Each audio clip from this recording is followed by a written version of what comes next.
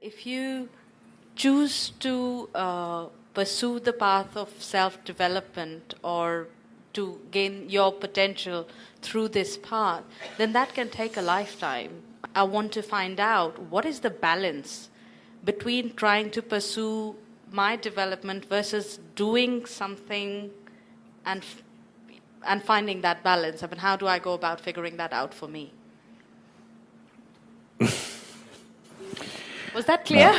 No. Yes, yes. Okay. I don't.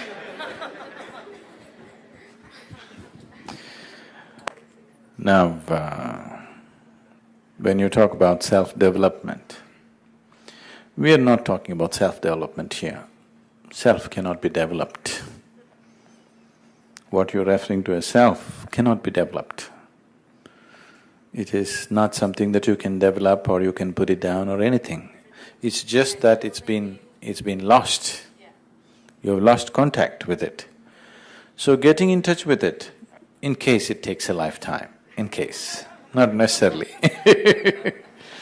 in case it takes a lifetime, how much time do I give for that and how much time to do other things? What are the other things you do?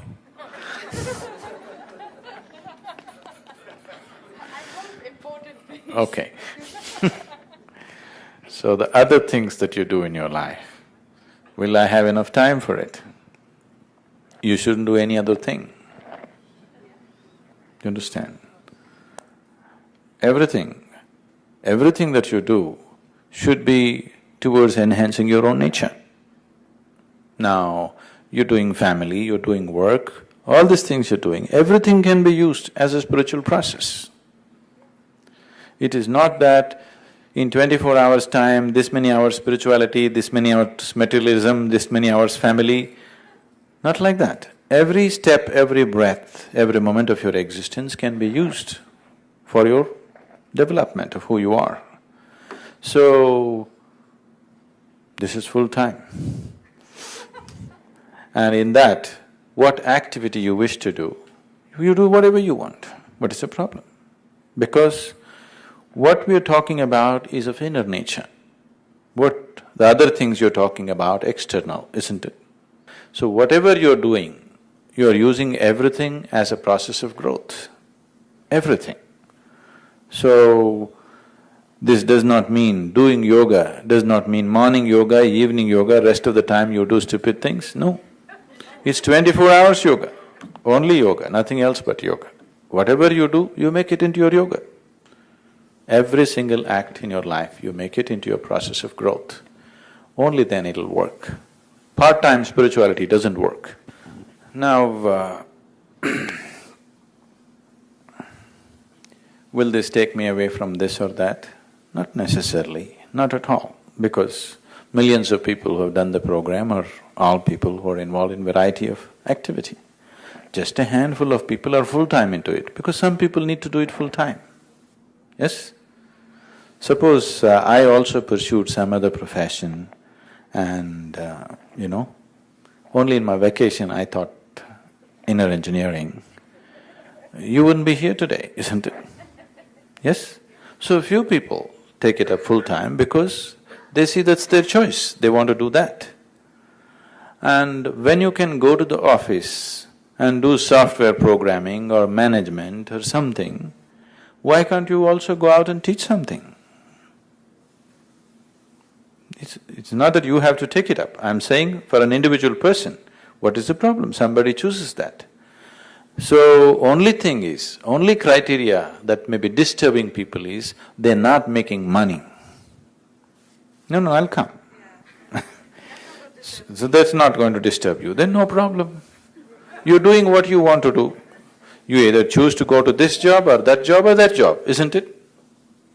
So, with Isha Yoga, if you come, instead of working 5 days a week, you'll end up working 7 days a week.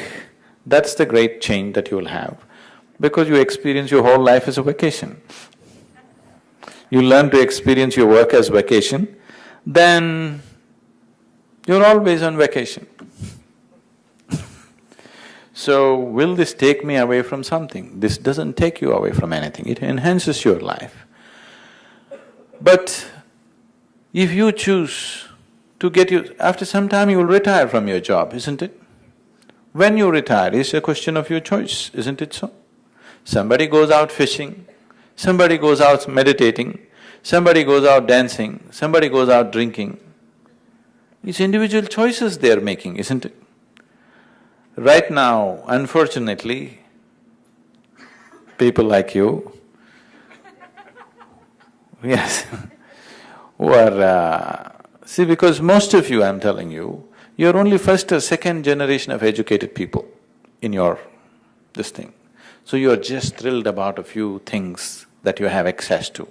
If you are 10th, 15th generation of educated people in your family, you would have total disdain for education, doing well and all this nonsense. Yes? Because you're only first, second generation of having access, you think that's everything. But your children won't think so, you will see this. Your children won't think so because right from their childhood they've seen all this nonsense and it doesn't mean much to them when they grow up. Yes? So, what you choose is just individual choice, isn't it? Does doing this necessarily mean taking you away? Not at all. People always ask me, Sadhguru, what is the mission? So I jokingly tell them, my mission is to plant undercover yogis.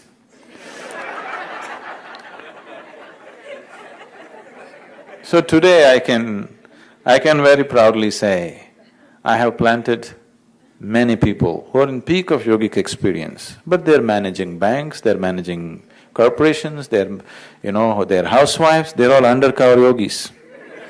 Understand? They're not dressed like yogis, they don't look like yogis, but they are all… experientially they are very much yogis, but undercover.